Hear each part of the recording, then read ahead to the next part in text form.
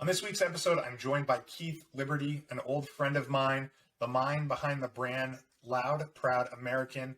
It was great having him on the podcast, talking about how he started this brand a few years ago and has grown it to what he is. Very proud of all the success he had. It's a great brand. I'm excited for you guys to hear the podcast and hear him talk about it with the passion that he has for it. So this is the Randy Forcier podcast. If you can do me a huge favor, like the Facebook page, the Randy Forcier podcast. If you can subscribe on Spotify, Apple, or YouTube, I would appreciate that as well. Thanks for listening.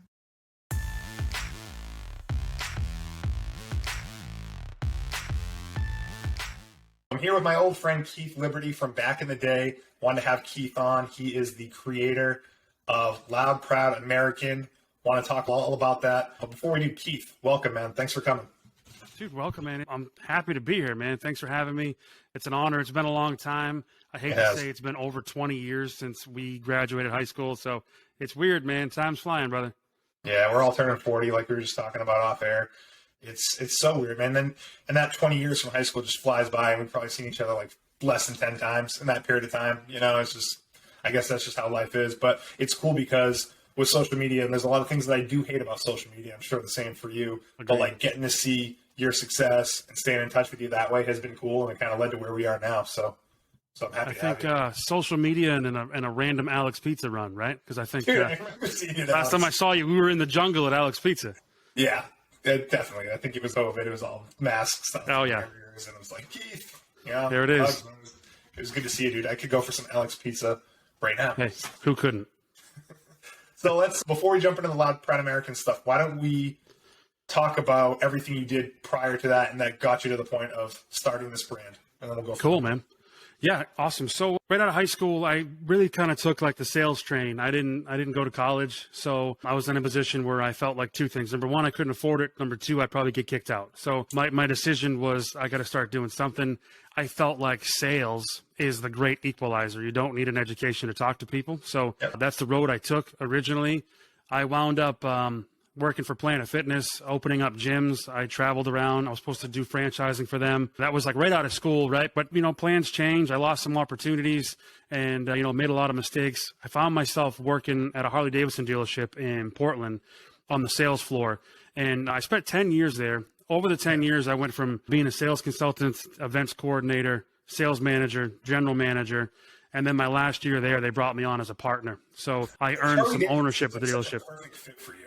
Right? Thanks, man. Appreciate it. Yeah. It seems like something you can speak to and connect with people on, and it seems like that's it.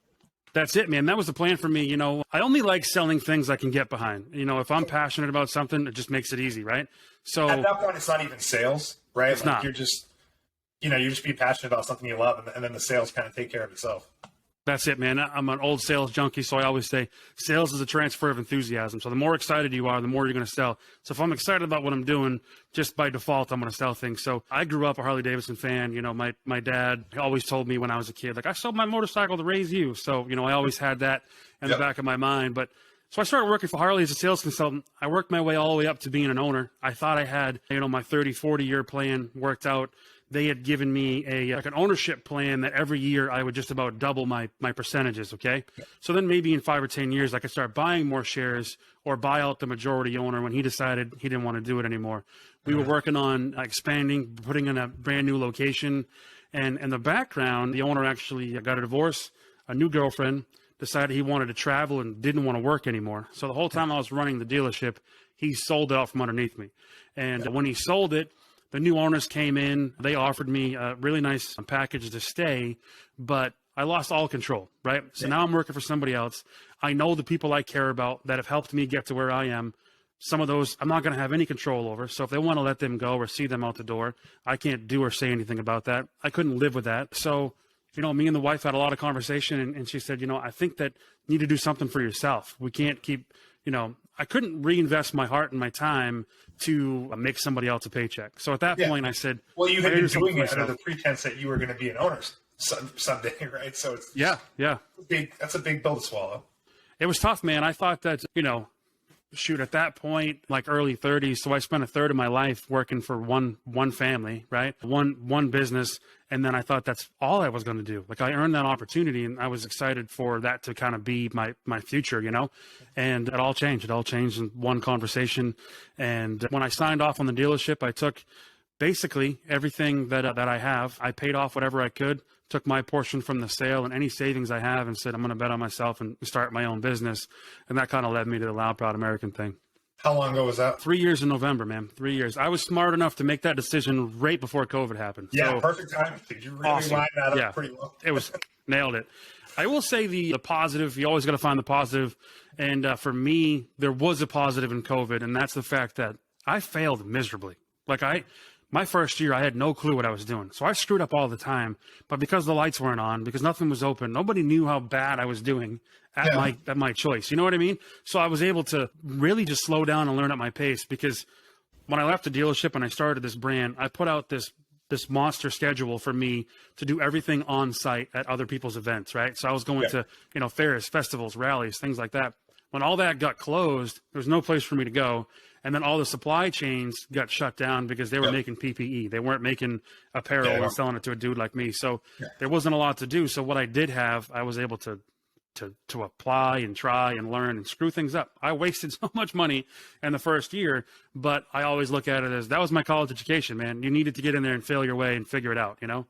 In a weird way, it's probably good. Who knows what would have happened in non-COVID times, but like you said, you took that opportunity to learn. And I think anyone that starts a business is going to fail to some degree up front. And it's just like what you learn from that, how you apply it, and then kind of go from there. So to do it while everyone else is feeling the same thing during COVID, I guess it could be worse. And now as we come out of COVID, you're probably better positioned to grow from there.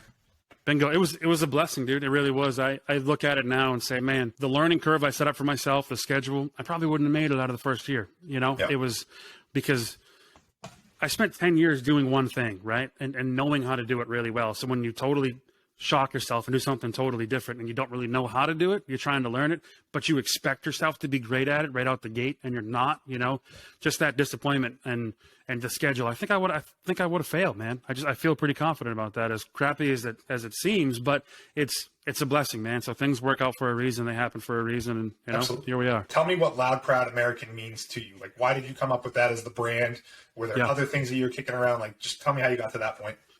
Yeah, so as far as me doing apparel, a couple things went into it. First off, at that time, my wife had a Cricut, right? So she was doing little vinyl things like holiday things and onesies for family and friends and stuff.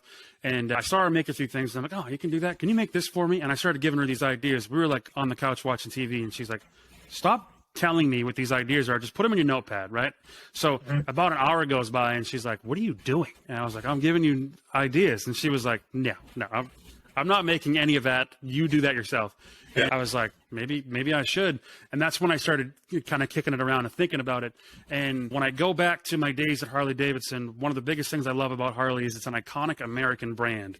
And I'm passionate about America. Like my last name's Liberty. It just makes sense, right? So I just wanted something I could stand behind. I'm passionate about it being an American brand. And I think about all the veterans that used to come into the dealership and come and see me and say, hey, where are your American-made T-shirts? And I didn't have any. And here's Harley Davidson, an iconic USA brand, and all of our shirts are from Pakistan, Vietnam, Honduras, and there's nothing on the shelves made in America. And I said, that's it, man. That's what I want to do. I want to make a brand that is an American brand that we only offer exclusively made in USA products. So at that point, it was just kind of trying to figure out, how to put a name together. Obviously, I'm proud to be an American, and I was literally driving to work one day, and I was thinking about it, like, well, you're proud as all get out. Everybody says you're way too loud all the time, and I just started putting it together, and I was like, I'm proud American, and I was like, you know what? I think it's even more important this day and age where it's not cool anymore to be patriotic. It's not cool to fly the American flag anymore. Yeah. I was like, you need to be loud and proud to be American anymore. And so I get to work and I'm like Googling it and I was like, nobody has this? So then I started taking the steps to figure it out. And that's how I was born, man. Dude, I think it's a perfect brand for you. Like it really Thanks, is. brother. Appreciate that. Just the way, just to hear you say how it kind of came together, it fits you well. And then kind of getting back to like just selling things that you're passionate about. This is like the ultimate thing that you're passionate about. So it's just it's just like a great fit. Thanks, man. I appreciate you saying that, man. So the thought at that point was like, okay, Loud Proud American is what it is. I'm doing apparel. Like started with t-shirts. Like, what was your initial vision for it? And then like, where has it grown into from there? Yeah, so I also wanted to think about what are things that I find myself doing to pass the time, right? Like what's an endless scroll that might happen to you on the couch, right? Because I thought that if I take something I'm interested in that I don't mind spending my time in, and I'm always doing that, then if I'm interested in it, I'm going to be more eager to spend my life in it, right? And I realized I have an abundance of a collection of snapbacks, right? I have more hats than anybody. I buy hats on vacation. I buy them at bars, at sporting events.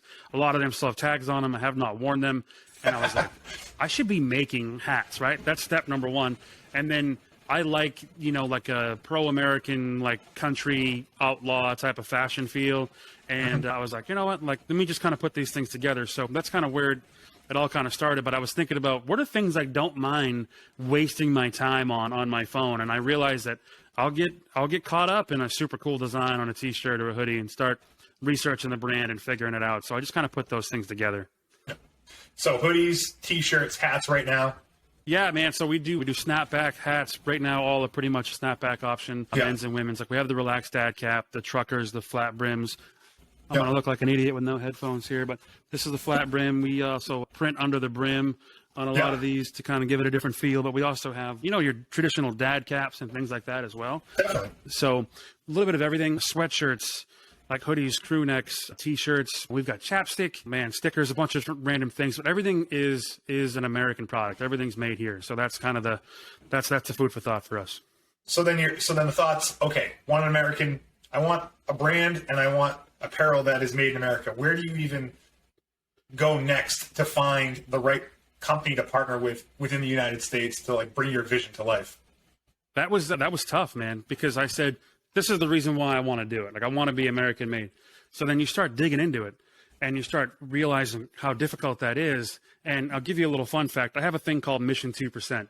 And that's a big thing that we stand behind for the business is Mission 2%, because in this country, of all the apparel that's bought, owned, and worn in this country, 2% of it's made here. That's it. Only 2% of our apparel is made in this country, right? So then when you narrow down in on the fact that it's 2% is made here, how many of that 2% want to sell to a guy like me? That want to sell me a blank apparel that I can then do what I want with? So to be honest, I have two. That's it. Yeah. Two companies in the entire country that I work with. So 90, probably 5% of my apparel comes out of New York. I got 5% out of California. My hats are union made in New Jersey. But it's so difficult, man. It is so difficult. I'm always looking for other places. So you have to source those individually. It's not like there's a one-stop shop for all of your stuff. It's like I got to get some T-shirts in California, some in New York, hats in New Jersey, and just like seek out kind of individual product. Yeah. So for the most part, there's a company called Royal Apparel in New York. That's my main go-to. It's all high-quality stuff. Like this shirt I'm wearing here is a 50-50 cotton poly blend. They're super comfortable. I can tell that if you just go grab a t-shirt off the rack anywhere, it's not going to be as soft as this. It's super comfortable. Yeah. And so most everything I get comes from them. But I have like a couple sweatshirts that I really like the fit and feel of. Not the fit so much for this fella, they run a little slim, but the feel of them is super awesome, super soft. I get those out of California. But my hats, I literally only have one game, and that's New Jersey. And the tough thing is, it's a minimum 6 to 8 weeks to wait for a hat to show up. And that's blank before I touch it because they're just in such high demand. It's worse during election years because they make every like election person's hat, right? Yeah. So like anybody running for office is like, I need it to be made in America, so they go to them. So then I'll wait, 3 months for a hat when that happens. Yeah. So who does the printing then for you? I don't know if printing is even the right word, but like who puts the graphics on the hats, on the shirts? You do it yourself, or is there? Myself. Yeah. No kidding. I do it all myself. So how it started is to start the brand and to do everything, I was like, well, let me figure this out first. I didn't want to tackle like a whole screen print company, right? Like I'm learning this. I didn't even know an ounce of graphic design, Adobe or anything. So I literally went to night school to learn how to do any kind of designs. That's the long story there too. But so I was so green at this whole process that I was like, I can't buy a screen print business. I don't have the space for it. So I ended up investing in a white toner printer. It cost me, the printer alone was like 10 grand. And I get all the supplies and everything. And I start working with it, but I was able to make an office basically in the basement that I could work with, because then I could have, like, it was confined enough, almost like an all-in-one printer, so I didn't have to have a massive layout. Yeah. The more I worked with that printer, I realized the durability wasn't there, and the production time was super long. It was difficult to keep up with. But the more wash testing I did with it, I wasn't happy with the durability to put it behind a brand. Yeah. But I was able to learn some design with that. I was able to learn the process. So hence COVID, right? I have all this money into my products during that time. And I get to the point of having, let's say, a few hundred items on the shelf. And then as I'm wearing them, I'm realizing this isn't holding up. And now I don't feel good about selling all that product I just made. I have to pivot and do something totally different. Yeah. So, but that was my education. That's how I learned, the apparel business was during that first year. I ended up finding a company called Supercolor. They're based in California and Atlanta, and their process, I basically do all the graphics that I need. I send them out to them, and they send me back my design, and then I apply it from there. They're guaranteed for like 60, 70 washes. The shirt breaks down before that does, but it allows me to run out of a one-person production shop. So I have my heat press, my one-room office basically, and I can kind of go for it through there. So every single item that I have for apparel, for t-shirts, hats, sweatshirts, I'm doing all that by hand. I'm pressing every single thing by hand. That's awesome, dude. What is next for Loud Proud American? Like, what do you envision the next year is like, or beyond that? Yeah, good question. So this year I have some gross and some net numbers that I'm trying to hit in my head, right? Every business owner has to start with that. Yep. And, I've been able to grow, obviously coming out of COVID, my first year on the road, my percentage gain was massive. It was a huge difference. And then this past year, I've increased a little bit, still a little bit of time to go, but all of our costs are higher. So it doesn't feel like you've really, grown, even though your gross says you have. So I have a number I want to hit next year. But next year, one of the big things for me is I'm already reworking my schedule to add a few more events. But I need a storage facility. Like, I need to figure out what I'm going to do. Right now, I can't do this podcast from my office because I have stacks of boxes up to the ceiling for Christmas where, and it's tough when you're trying to fulfill orders as a one-man shop. You're making things, and then you're like, okay, I got an order, and it's the bottom of that box, which is in row 2, aisle 7, and you know what I mean? You got to go through everything. So to smooth out that production line for me, have some, almost like I'd call it a warehouse, but obviously it wouldn't be, but I need some storage, and I got some numbers to hit and a little expansion for that for the next year. What's the main way you're selling right now? So you mentioned events a few times. I've seen on social media that you definitely go to like the Freiburg Fair, but is that the main way you promote the brand, by just a schedule of events throughout the year? Yeah, you got it, man. So Freiburg Fair is the granddaddy of them all for all of us in Maine. Right? That's the big daddy. I didn't even think I could get into the Freiburg Fair, right? My first year. And I was also like, hey, man, I have to work up to this. This is a big deal. And I've heard all these stories from other vendors about how hard it is to get in, how much you have to manage. And, me and the wife were driving around, and we'd done a few events, and she was telling me, she's like, I was talking to so-and-so, and they got into the Freiburg Fair. And I was like, they did? And she's like, yeah, I guess they need vendors because of COVID. A lot of people are either out of business or they're not coming back. And I was like, man, I don't know if I'm ready. And then at that point, we're like, what are we waiting for? So you actually have to put together a packet, like photos of your display, any kind of references, a letter of intent as to why you want to be there, all those things. And they let me in, man. And that first year for me was phenomenal. And now they'll have to drag me out of there because I freaking love it. But good for you, man. Thanks, brother. I appreciate that. It's I never actually been to the Freiburg Fair. Are you kidding me? What the hell's the matter with me, right? Like, I was going to ask the same thing. You got to do it, man. You got to do it, dude. I mean, now that we're talking about it, it's like, and we wanted to go. I feel like we always have something going on that weekend, but I just got to make an effort to get up there because the kids would love it. I mean, I don't know why I haven't gone. My family wasn't one that would go to that growing up as a kid. Yep, so makes sense. Just got to make it happen. But the place is packed, right? Like this. It is. Here's the thing, man. There's only so much to do in this state, right? So, we've been here for a long time. We've seen pretty much everything. The fact that we have seen pretty much everything and you haven't seen the Freiburg Fair is amazing to me. So it's weird. I almost didn't want to tell you. I didn't want you to. I won't let that come between us. I'll tell you that. And I got good news for you. It goes 2 weekends. So you got a Sunday through a Sunday. So so it is crazy. But if you don't go like on Monday, like Woodsman's Day or something, you kind of do a different day. You'll be fine. The kids will love it. It's a great time, man. Places and I think the real reason we haven't gone yet is because my parents or Tara's parents will take the kids during the week. And so then it's like, okay, are we going to take them again on the weekend? They've already gone, so we just got to be like, guys, we'll take them this year. So go check out your booth. Yeah, for sure. Now, do you have to, I don't know how this even works, but like you give the packet, you get the pictures, you get the letter of intent, they let you in. Are you giving them like a cut? Do you have to pay for that? Or are they or they want you there as a vendor and they're just happy to have you at that point? Yeah, so it's a little bit of both, but you're definitely pay to play, right? So there's there's a fee to be there. Depends on like your size, how big your display is, like where you're at. So, which that's another thing for me next year. I'm hoping to double my display size, but it depends because there's so many vendors, you only have so much space. So, like as much as I might want to expand, there might not be an option for me to expand. So you never really know. But to go back to your question, because I got derailed and went off on a Freiburg Fair tangent for you. I should be on the committee after that sales pitch. But the thing is, going to this podcast next time. That's right, dude. So next year, my application is just going to be this podcast. I'm just going to send the link and say, bring me on back. For me, it's been probably 95% hand-to-hand combat, face-to-face sales. I want to build a reputation, so I feel like the best way to do it is to make that connection, to try to form a relationship with everybody that's buying something. So if they believe in it and they stand behind it, you got to build your tribe, man. So I feel like you got to get out there and share that positive vibe and kind of get the growth going. So everything's been face-to-face relationship sales, man. Yeah. Makes a ton of sense to start that way.